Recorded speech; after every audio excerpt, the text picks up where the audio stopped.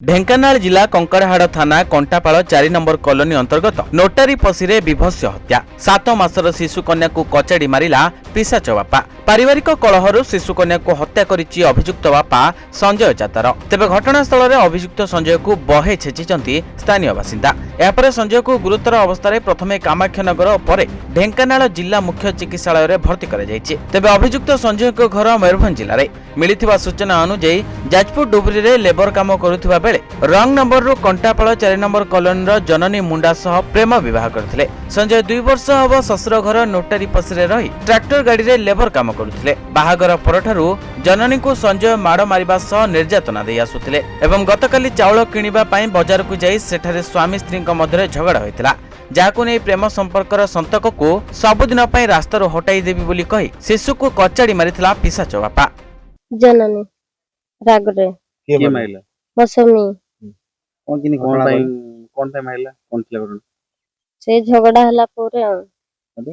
हेटु कोची देला हेटु आनी के आसलु से कोन पिटी देले हेटु एना तो कहूची आ तमे मते मारलो काचरे घुसी के मारलो बोली कहूची से कहला मो छुआ कोई की छोड़ौची बोली से रागरे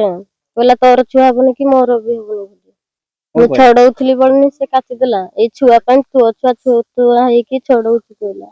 चाउल किणबू बोली सेटानी कहबा जगुरु से मते मारिला छुआटा खटु नै की जाइथिला खटु मु छड़ाइबा को जाइथिले की घटना हला